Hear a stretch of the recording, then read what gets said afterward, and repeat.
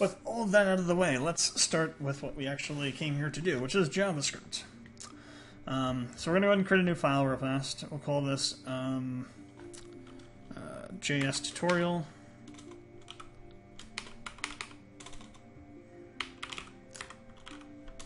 We're going to call it .js because that's what the extension you want to use for JavaScript is .js. We're going to be talking about in this order, and if you don't know what these are, don't worry. This is kind of outlining what we're going to be doing.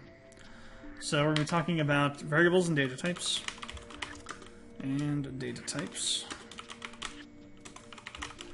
We'll be talking about functions.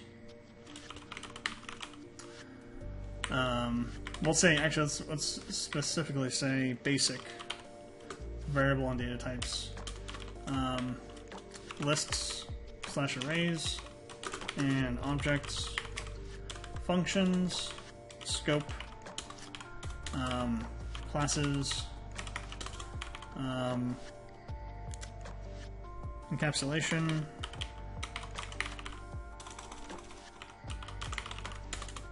inheritance, and then we'll end with clean / readable code. Okay, these will be the topics we're going to be talking about here. So let's start with this. Alright, so in general, most of code in most languages is essentially just a group of variables and function calls and other things like that. It's mostly just that, you know, and maybe some class definitions here and there. But for the most part, it's, you know, variables and operating on variables.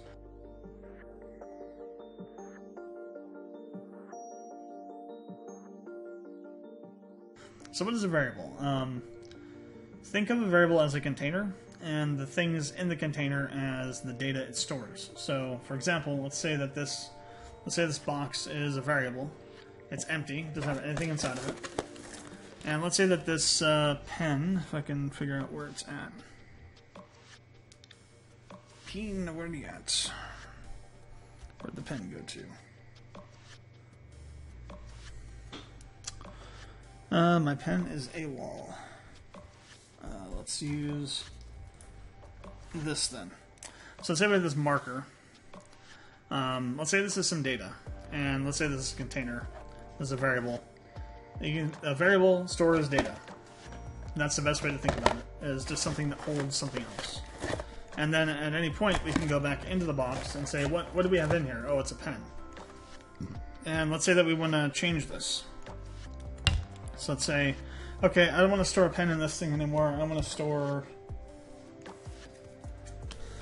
whatever this is, this Gravedigger card from Magic the Gathering. I want to store this in here now. So we take out the pen, we put in the card, and now the box contains this card, and maybe I can never get this back out again, so that would have been a bad idea. So look at that, it's got a card in there. So this box contains this card. So a variable is that. It's just something that holds something else. A data type is a thing that describes the type of data that you're using. So like text, that's called a string. So just basic text like hello world, this is a string. A number like 42, this is an integer, or it might be called an int.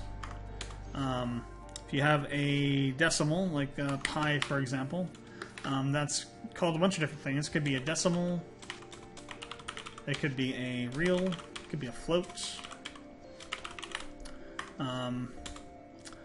If we have something like, if we have a like true and false, true or false, these are called booleans. And a boolean is essentially, or boolean, however you want to pronounce it, I say boolean.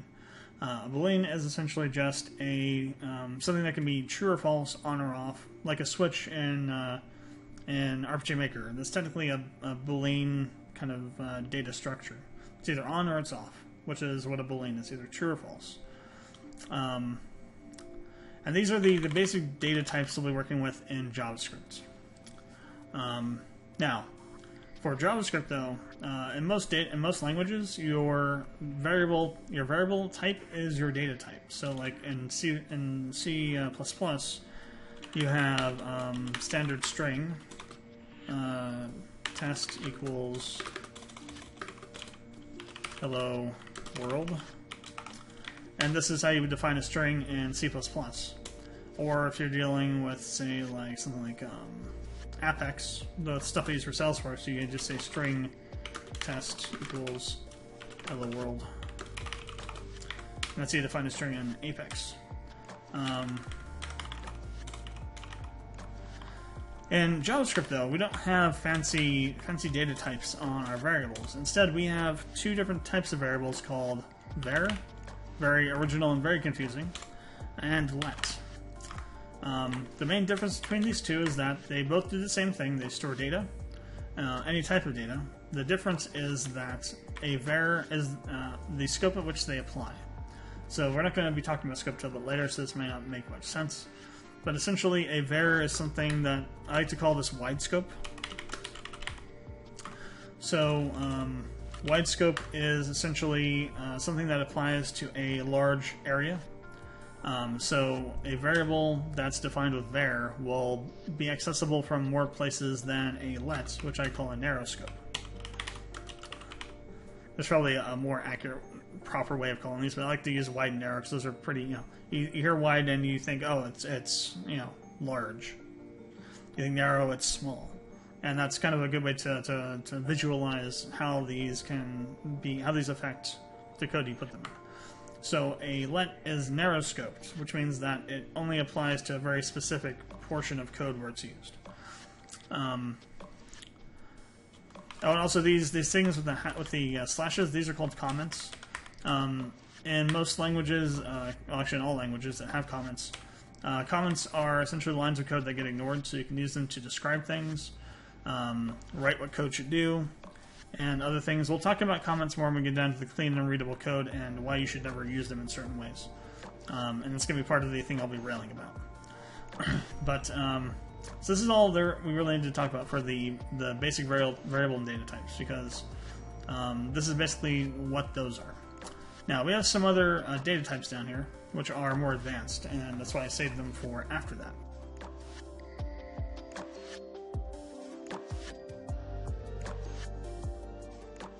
Because lists/arrays, so it depends on the language you're in. Like in C++, they're called vectors. A list is called a vector, and an array is something entirely different in C++. In some languages, you just have lists. There are no arrays. Well, in JavaScript, you have arrays and lists that are the same thing, essentially. You can use them interchangeably. I use list because it's more accurate to more languages to say that these are lists. When you say array, and like let's say you're talking about C++, an array in C++ is an immutable object. Immutable means that it cannot be changed once it's been created.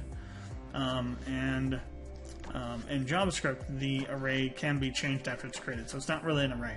It's actually closer to a vector or a list in C#, where you can actually remove things, you can add things to it, you can change things in it. Well, you can change elements, the values stored in an array in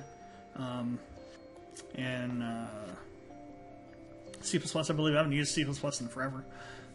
So if I'm wrong about that, then I'm wrong about that. But I'm pretty sure you can change the values stored in an array. You just can't change the... you can't add new data to it. You can't remove data from it, but you can change the data in it. Whereas with a list, you can do all that kind of stuff in a vector in C++.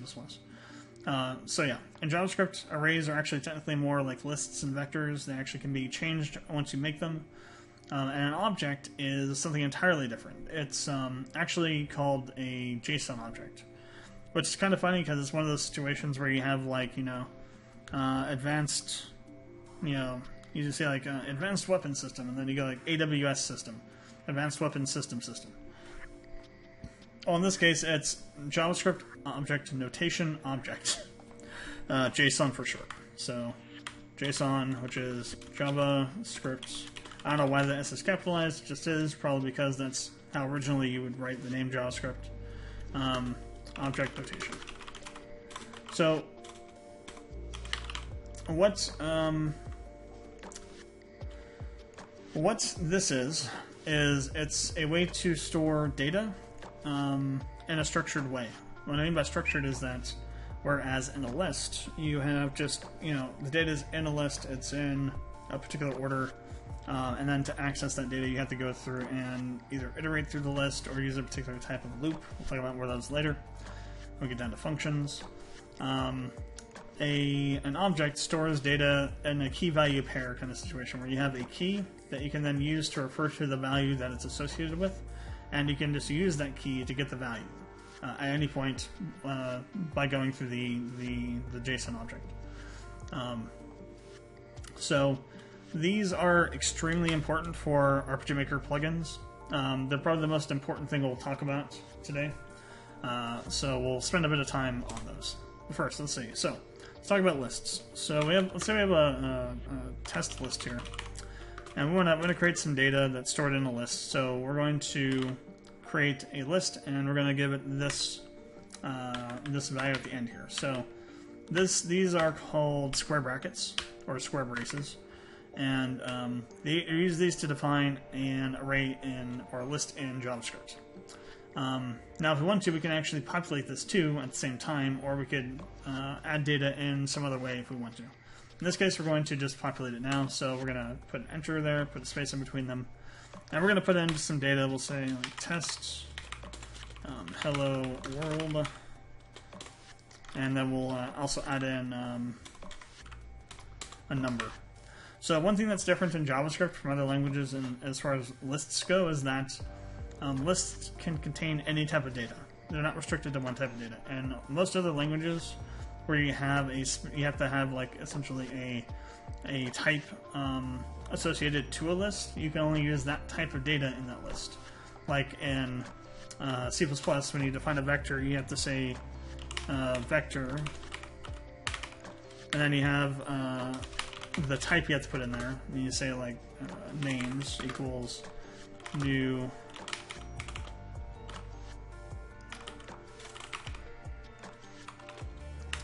or something like that. I forget exactly how you instantiate a vector in C++, but something similar to this. You probably don't use the new, maybe,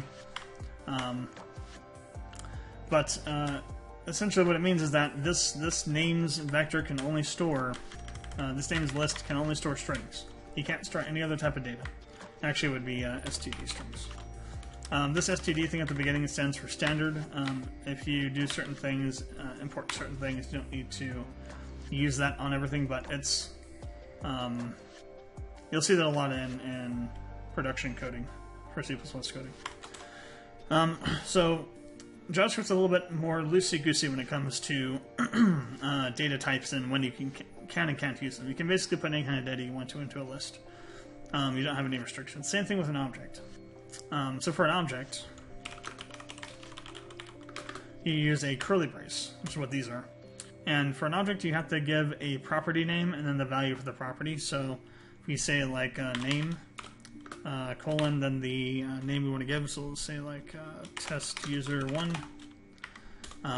We'll have another property called age. We'll say 22. And let's say position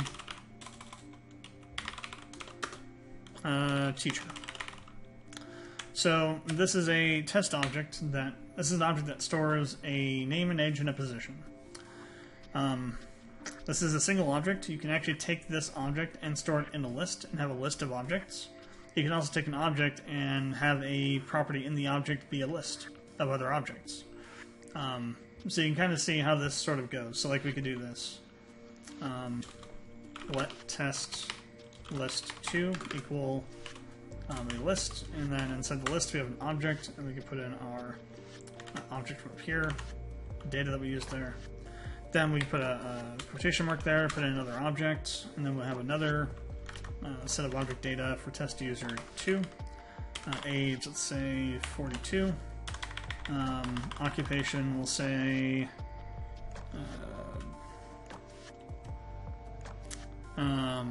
let's say construction. Then we can do another one. Test user 3, age 28. We'll say this one is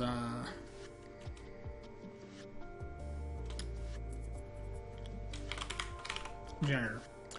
So now what this list is, it's a list of objects, and those objects all have name, age, and position information.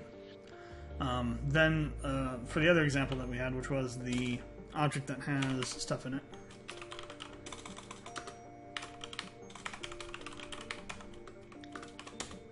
so we could say name, test user 1, age 30, position, programmer. Then we can say skills. And then skills can be a list of strings of skills that they have. So we select C++, problem solving,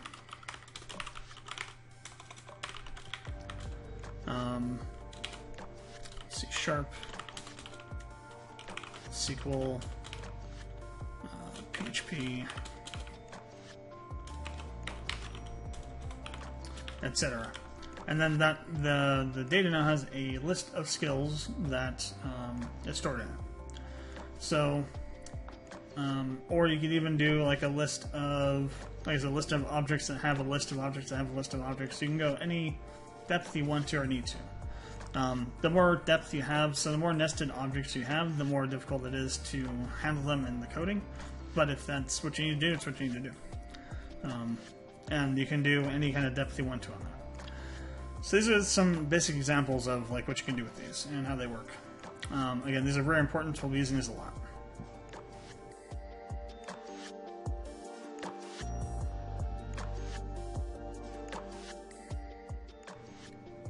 So, let's talk about functions. What is a function? A function is a set of instructions that you can run multiple times from any location by just essentially calling the function to run it. So, let's say that you have some data that you're working with, and you're doing some processing on it to separate out the pieces of a string into various substrings. Like, let's say it's a string that's got a bunch of information concatenated together, combined together, and you need to split it apart to be able to fit it into an object. And it comes in a certain format, and it's always the same way every time. And each section that you break the string into corresponds to a specific type of data. And let's say that you have a process that you go through and allows you to take that data, split it apart, and then assign it to a new object in the proper fields, the proper properties, and then you take that object and you store it in an object array, object list. And let's say that you're doing this in 5 or 6 different places, maybe within a couple different files, maybe within the same file. That's, fine, maybe, there's nothing wrong with that. But let's say now that you have to add something new. So let's say you're somebody new to the place you're working at, and they ask you, let's go ahead and have you add this new property handling because we have a new type of data that we're sending through in this data that we're saving now, and we need to create a new property to store it. So you go in and you locate the places that the code is at. You add in the new property handling. Code gets tested, seems to be fine. Code gets pushed up to production, and there's a problem because you missed one place where it's used. This is an example where, since it's at all these different locations, it's really easy to miss one of them, and it becomes really hard to maintain that code now because anytime there's a change you have to make to one place, you got to make it to all 6. So what's a better idea to do is to make a function that does that process, but then only has that code in one place, and then that code is called from other locations instead of having that code be at every location. So you're taking the code from all locations, putting it into one place. Now you just have to change the code to that one location. It's easy to find, easy to maintain, and things become much easier. That's what a function is designed to do. So how you define a function in JavaScript, this also depends on what is going on in the JavaScript, because there's different types and ways to use JavaScript now. Back in the past, when you were just using this in like a website as like the front-end coding, you would just say like function, not dinction, function,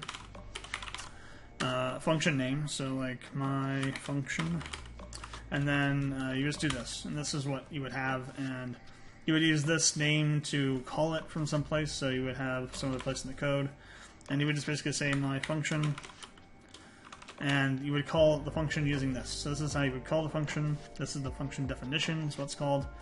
And any code that's inside of this function gets run when you call it. So let's go ahead and give this a proper name. Let's call this a test. Let's call it test function. Put that up there. So for this function, let's say that we want to loop through our test list here. We want to display all the usernames, all these test usernames, for every object in this list. Well, let's start a little bit slower. Let's actually go with this one up here, this list up here, the test list one. We'll start with this. So we're going to pass this into the function as a parameter. And what that does is essentially we create a parameter in the definition here inside the parentheses.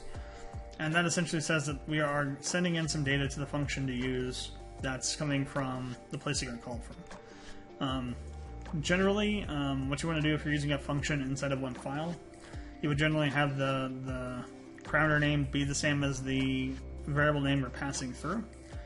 If you're using this to call from multiple places, though, you want to have some sort of name that means or is like generic to what you're passing through. So like instead of saying like test list or data list or something like that. Well, data list actually would be what you would use, I think, in this case. Like instead of like name list or test list or something like just list or maybe L or something. I would just say use data list. That's pretty simple to understand. That contains data and it's a list. You might not necessarily know what data is in it, and that's kind of the point of a function, is to this kind of a function that we're just going to be using to print out information to the console should be fairly generic, so it should be able to take in any kind of data list.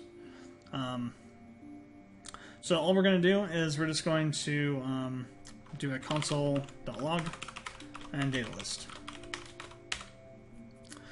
Alright, and now what we're going to do to test this is we're going to jump over to a website called JS Fiddle.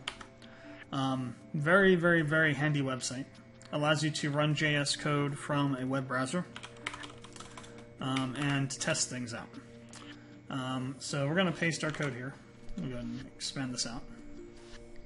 You can also do like HTML and CSS and like create literal web pages to test in here too. But ostensibly it's for JavaScript specifically. So we have our code here, we have our function, we have our function called, we have our thing here. So to print out information to the console, you use console.log. In this case here we have the console showing, but if you need to show the console in Chrome, you use F12 to bring up the console tools, the developer tools. And the console's down here, located down here. If you don't see it, hit escape to open it, or you can click on this console tab here to do the same thing. And essentially whatever we print out will show in the console.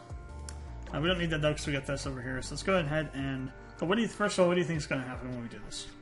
Do you think we're going to have nothing come out of here? It's going to show some kind of error? Do you think we're going to have all the data printed out individually? Is it going to be all together? Let's take a moment while you're thinking about that. We'll hit run, and we'll see if you were right or not. So in this case, because we're doing a console.log and passing in the variable we're passing through, whatever that variable is storing is what gets printed out, so we actually have the array printed out here. If I passed through the object, it would be the object that gets printed out there. So we do test object. Granted, it's no longer a list, but that doesn't matter in this case. you see we've got the object here. So what we want to do, though, is we want to show each element on its own, specifically not together like that. So to do that, we need to adjust this code a little bit, and we need to essentially iterate through this list, and so we can print out each individual element of the list. So, and I'll explain what an element is here too, because this is where it really comes into play. So for the purposes of iterating through a list, we need to use what's called a for loop. You could also use a do while loop, but it's a little bit overkill for this. So to do a for loop, you just use for, and then we have some stuff we have to put in these parentheses to define the conditions and things for the for loop. So the first thing we have to do is we have to create a value that's going to store the iteration number. So iteration means loop, so whatever loop number we're on, it stores a value that tracks that, and then we use that value against a condition, in a condition against the value of the length of the list to determine if we're going to do another loop or not. And then we have a third setting to then iterate to increase that iteration variable. So we're going to say let I1. You'll see people use I a lot. I say to use I1, and then you'll see, like, if you have another loop, for loop inside of a for loop, you'll see I then J, or I then J then M, or something like that. Just stick with I. I stands for iterator or iteration. If you're going to do multiple of them, or even not, I just use I1 all the time. I just recommend you use I1. It makes much more sense. If you get I1, I2, I3, iterator 1, iterator 2, iterator 3. It's very simple, very easy to understand. And while I, J, and M, or whatever the characters you want to use, can make sense, this makes more sense. And we'll talk more about that when we talk about readable code. So we're going to have that equals 0. Let's talk about why that's 0 in a bit. So I1, we're going to use a less than, or a less than operator, which means that if I1 is less than the value on the right side of the equation, continue looping. And once we reach a point where that's false, where I1 is now equal to or greater than, well, it will be equal to, ostensibly, unless you're doing other things to increase I1 outside of letting the for loop do it. Once that becomes untrue, once I1 is no longer less than the length, the value on the right side of the equation, the loop stops running. In this case, though, we're going to have the value be test list.length. Length gets the number of elements in the array. And then we're going to do I1 plus plus. Plus plus is the increment operator. There's also a minus minus. Minus minus decrements, while plus plus increments. So plus plus adds 1, minus minus adds 2, removes 1 from a variable. And then we're going to define the area for that function, or for that for loop. And now what we have to do is we have to change this, because we're no longer just using, we're not using data list now, right? Actually, put that in the wrong place. We are now looping through data list, and we want to get the specific element. So we're going to use the element notation, and we're going to essentially put I1 into there. So square brackets after a list means that you're accessing a particular element in the array, and then the value inside of there is the number for the index of that element in the array. Now, you notice that we're starting from 0. You might be thinking, why are we starting from 0? Shouldn't it start from 1? The answer is complicated. So, well, it is complicated, it isn't complicated. It's complicated because of RPG Maker. So, in RPG Maker, the way that the database data is stored is in lists of objects, and those lists of objects are set up in such a way that the first object that stores data in a database list is on index 1. Now, the reason this is weird is because arrays and lists are supposed to be 0 indexed. So the first element in the array is index 0. The last element in the array is ostensibly the length of the array minus 1. So, like, for example, in our list up here, we have 3 elements in it. So the actual index values are 0, 1, and 2.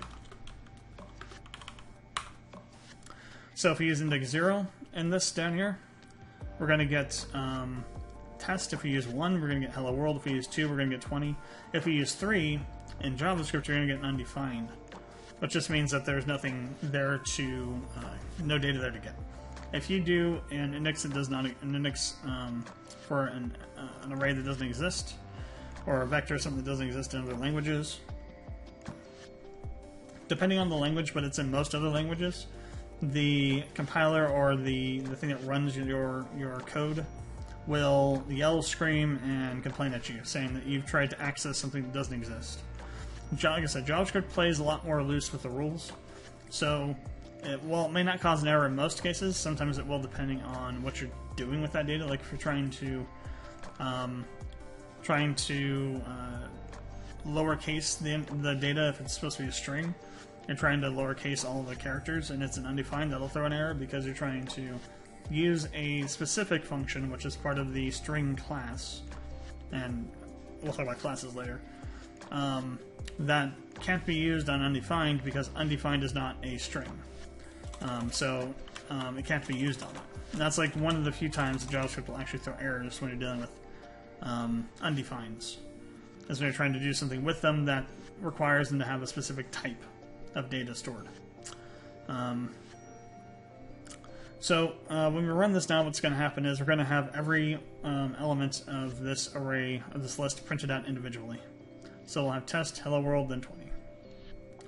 And there we go. So this is good and all. It's a little bit wordy. There's a little bit much in there. There's an easier way to write this that's a little more understandable. And unless we need to do specifically something that is like going through this to pull out data from multiple lists or something at once, we don't really need to do this, right? In most cases, you don't need this kind of for loop. Well, we have a couple other types you can use. So there's a type of loop called a for each loop. In JavaScript, you still define it as a for loop, but it has a different syntax in the middle portion and the bracket portion. Other languages have an actual for each syntax for it. And syntax is just a way to say like how, like this is the syntax for a function.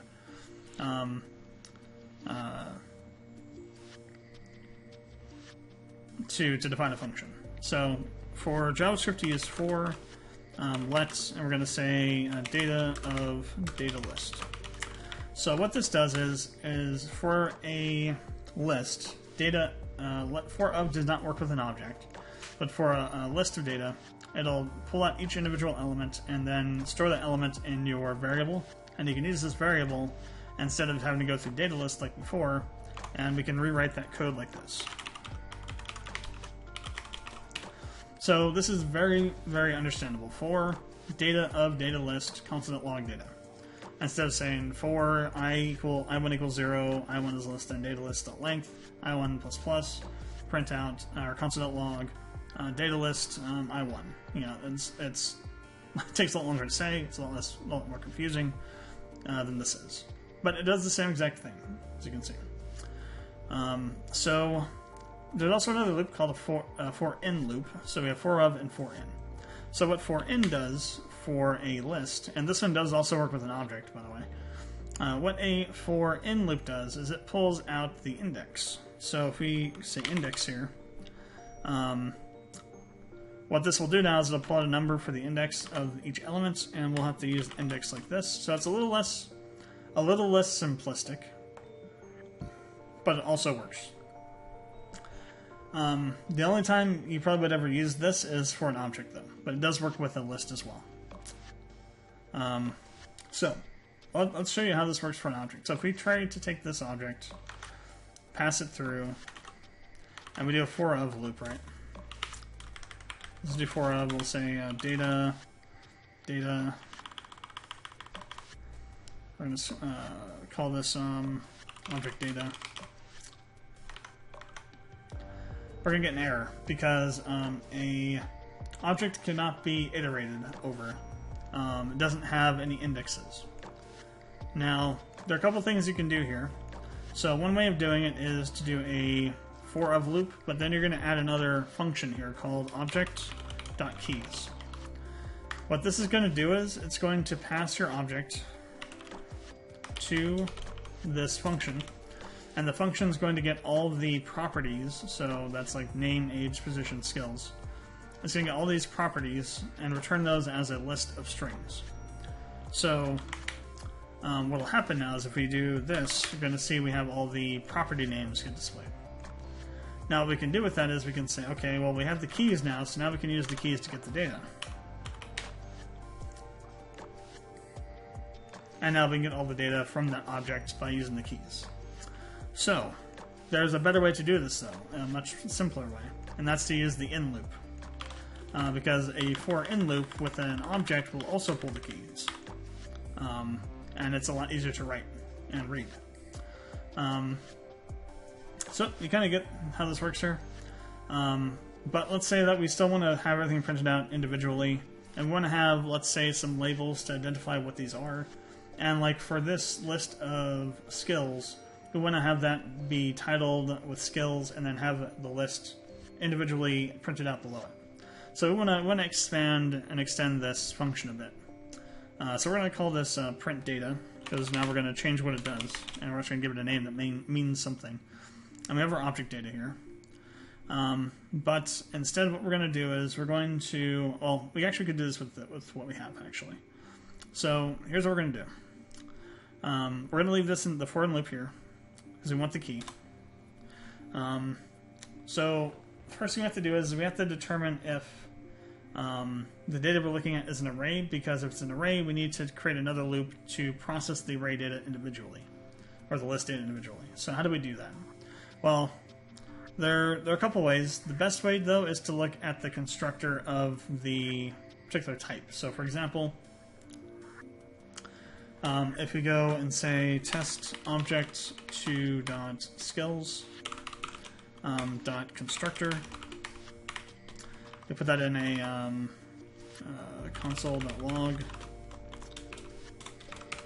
This should print out array. Yeah, an array. So what we can do is then say, does this equal array? And it might actually have to be okay, we just use that. So we can do a condition like this. So what we can do is say if object data key dot constructor equals array.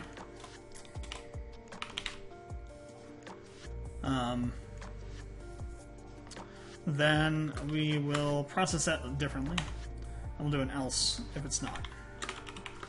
So this is an if-else statement. So this is a conditional branch statement. You use these to determine if you should do one section of code or another. There's also an else if. So like if you do an if, then else if, then else, what will happen is that if the first condition doesn't match, it'll go to the else if. If that condition matches, it'll do that code. Otherwise, it'll go to else. Else is like what runs if nothing else matches the conditions you set up. The reason you would use a if-else if as opposed to doing multiple if statements is, let's say that you have you're looking for a specific thing in their data, and once you find it, you no longer need to continue processing through that data because it's like exclusive. It's exclusive. So like once you find it, you're done with this particular loop of the data. Or if you're just calling a function that has a if statement in it, you don't want to go beyond a certain if statement if you find what you're looking for. So what you can do is short circuit by using an else if, and what that does is essentially once you match the line you're looking for, or the conditions you're looking for, you can have that else if. That's defined like this. You can have that else if return either the data that you need to return from this function, or you just do a return that returns an undefined just to get out of there. As well ostensibly, so it's like else.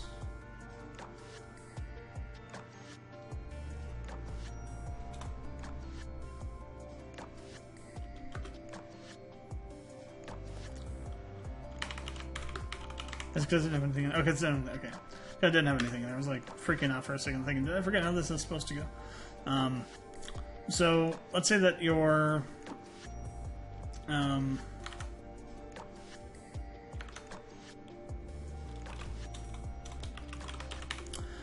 let's say that we're looking for this data property of this to be the value of this property that we're currently looking at to be either an array, an object, or neither of those and something else.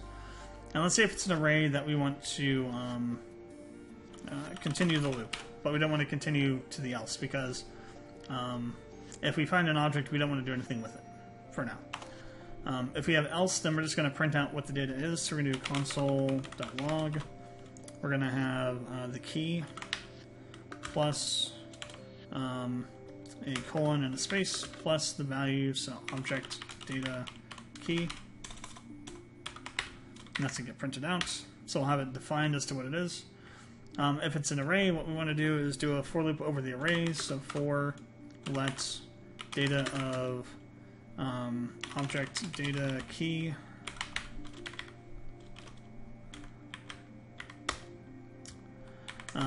first we'll do anything that says console.log key. So when we're using the plus here, we're concatenating strings together. It just means we're combining them together into one string. There are functions you can just do that. This is kind of the shorthand operator to allow you to do that though. This will also convert most other types into strings too, automatically. Sometimes it won't though, so you just have to kind of be on the lookout for that.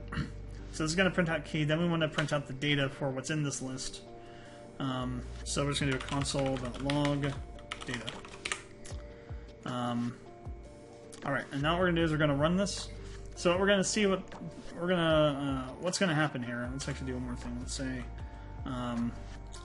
nested data, just so we have this in here too.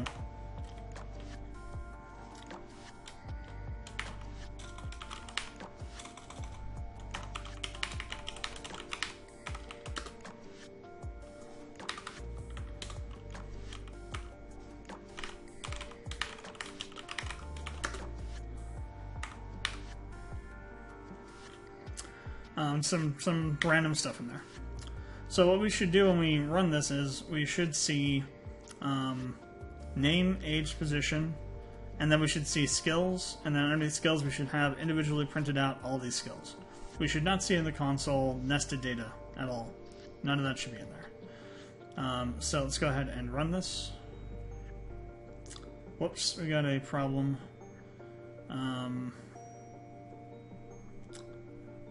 TS function. Oh, we didn't name. Oh yeah, we didn't rename this. That's why. Get rid of this.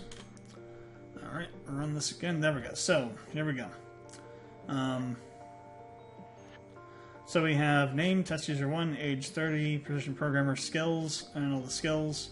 As you can see, that this is not in there. Nested data is not in there.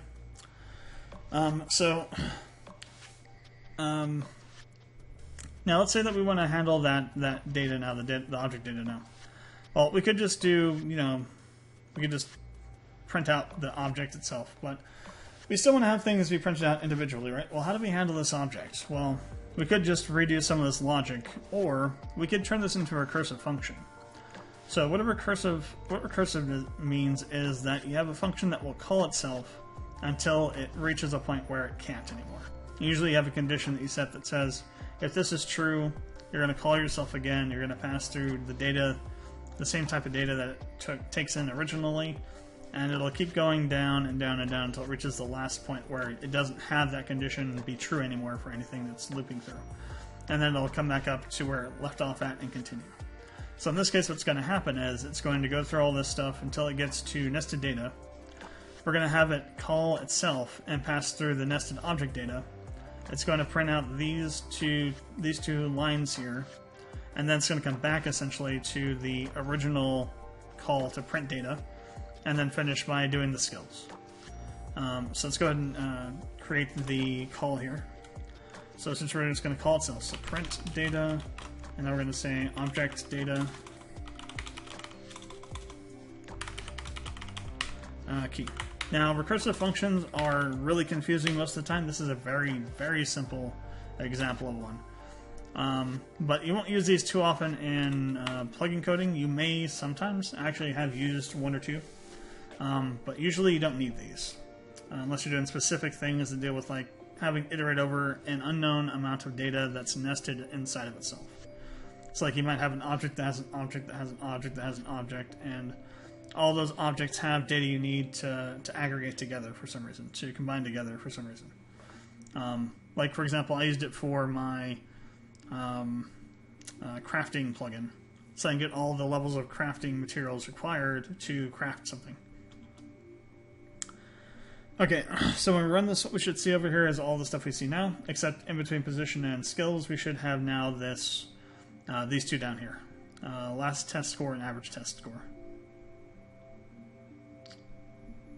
Yep, so here we go. Test user 1, age, position, last test score, average, skills.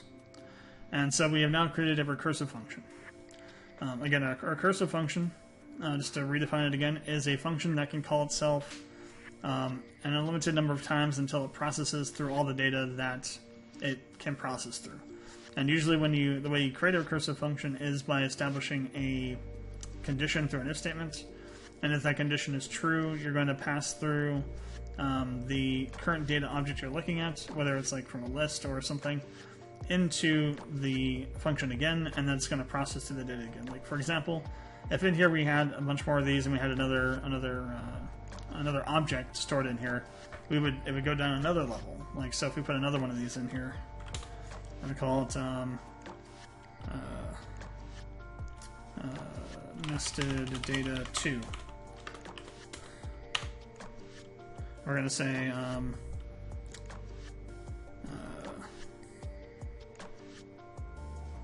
we'll call this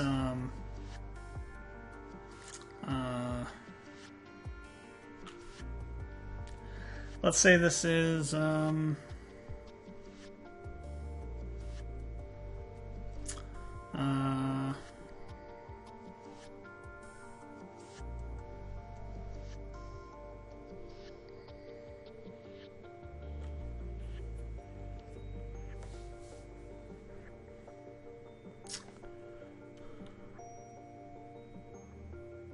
crap. Ah, yes. I was like, what the hell are these things called?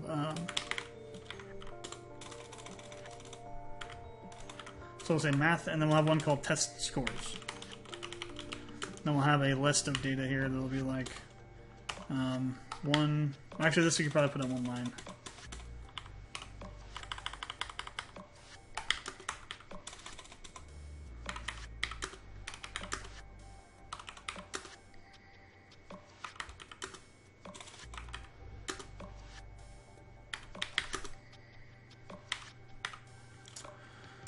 And so what'll happen is that we're going to essentially hit this again. So we're going to have another thing in between this and skills that will have these in it. And it'll have this test scores listed out individually. Let's go ahead and run this. So name, test user 1, age 30, profession programmer, latest test score, last test score 87. Actually, it wasn't. Average test score 75. Subject math test scores 80, 65, 90, 87, 65, 48. Skills and all the skills. So you kind of see how this works down, how you can go down any number of levels you want to with this. So it's really good for data that's really complex in its structure and allows you to handle things as long as it's set up in a way that allows you to do this. Like I said, writing a recursive function requires you to have some pretty specific data structure that repeats and is able to be handled properly.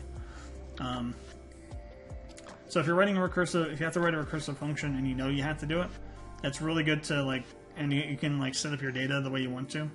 It's a good way to set up your objects in a way that can be used within that recursive function. If you don't have control over the data that you're getting, it gets a little bit harder to do that, but you still can do that with enough brain-destroying thinking. At least for me, really complex recursive functions just destroy my brain. So, in this process we talked about what a function is, how to make a function, how to loop through data, how to loop through a list, how to loop through an object. And then we went into how to create a complex function that can print out different types of data. And then also went one step further and created a recursive function, which I didn't intend to do, just kind of went there. Which is a pretty complex topic, but it's good to know. And I think this is a pretty simple example of one. So let's talk about scope really quick here. So we're going to go, well, actually we'll stay here. But I'm going to take this, we're going to copy this into our tutorial thing underneath functions. Let me also then paste in the updated test object 2. Because I'm going to be pushing this to the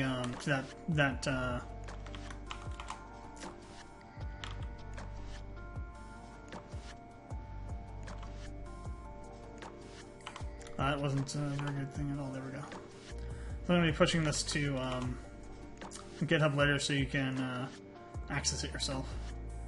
Oh, this got all manner of screwed up.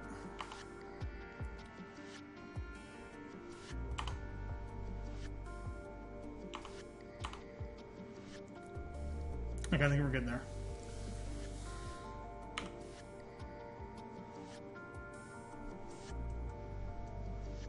Okay,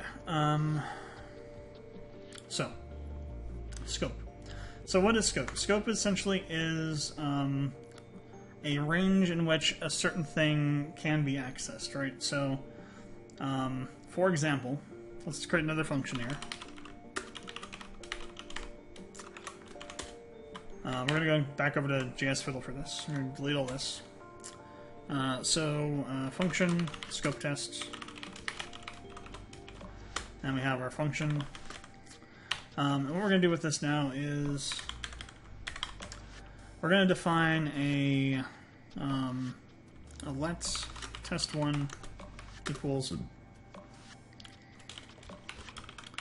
hello world 1. Then we're going to do an if statement and say if test1 equals hello world.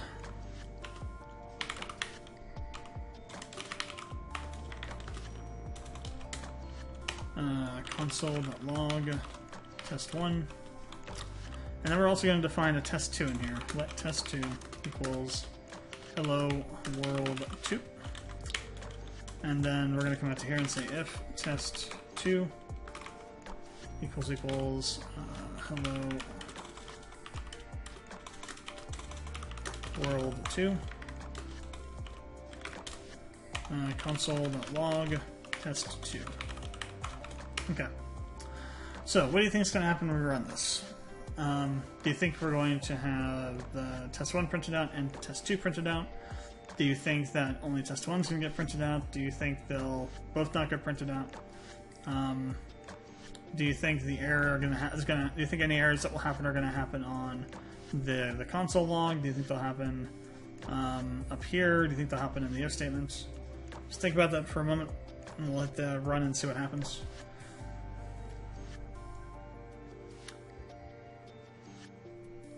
Well, yes, if you said nothing because I didn't put the damn function call in, you are correct. Alright. Now, let's see what happens. So, hello world 1 printed, but hello world 2 didn't, and we have an error saying that test2 is not defined. So, the reason why test2 isn't defined is because we are using a let. Now, remember how I said that lets are narrow scope? That means that in the scope that they are defined in, that's the specific scope that they are accessible in. So, for example, here's a good way to look at this function in terms of the scope. So, function scope start. If statement scope, or I'll say if scope. start. If scope end.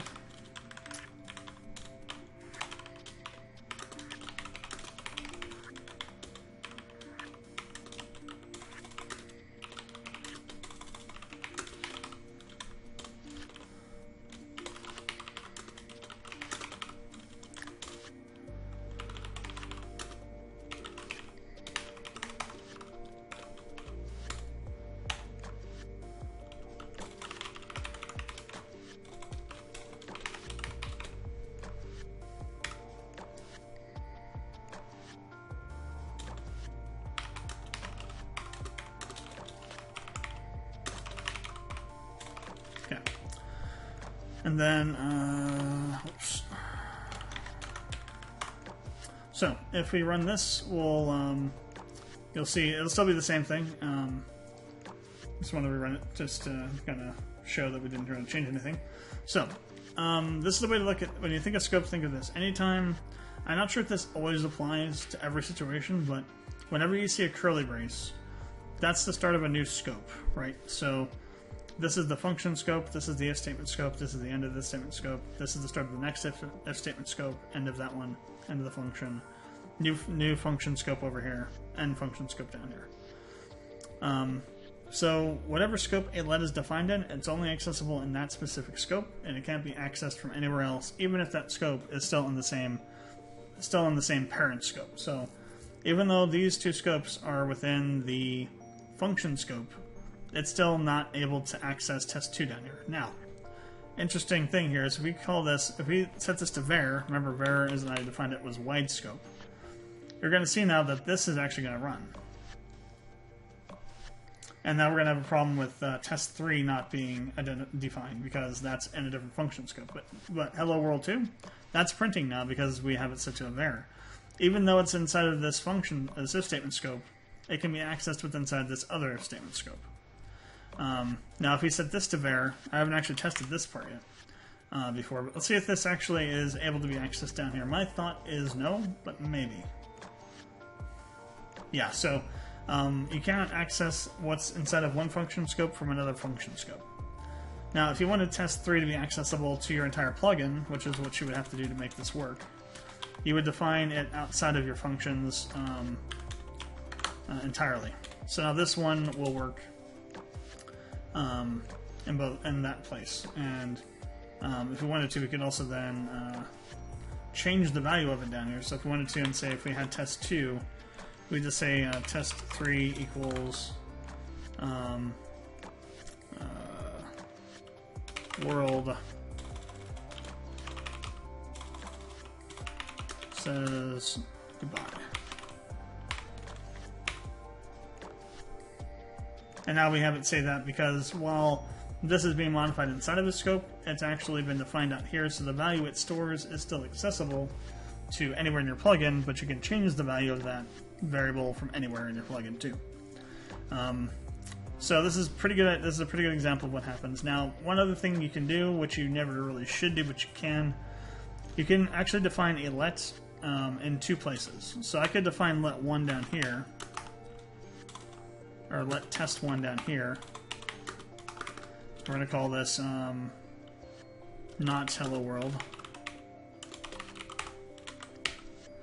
And then we're going to print it out down here again. Now what do you think is going to happen here? Do you think the value will be the same, or do you think it's going to change to not hello world 1 in the second print here? Now I see we have interesting results here, right? So in the first hello world 1, we're printing out not hello world. In the second one, in hello world 2's test2's function scope, though, test1 has the original value of hello world 1. That's because if you redefine a variable inside of a scope with a let, you're essentially redefining what let is, what that variable is, but it only applies inside of that scope. So even though we already have it defined out here, if we redefine it, the value of this doesn't change, but we also don't invalidate this one. Now, if we'd set this to just this will change what this is. So we could do it this way, just to see the change actually happen. because now we're actually changing the original value of the let, even though because we're essentially assigning a new value to it. We're not redefining it. So that's why the value changes between these two. And that's basically what scope is. There's also a scope for classes, but in general, that's essentially what scope is. That's a good way to kind of think about. It's good to think about scope because it is possible to have some really gnarly problems pop up because of scope-related issues.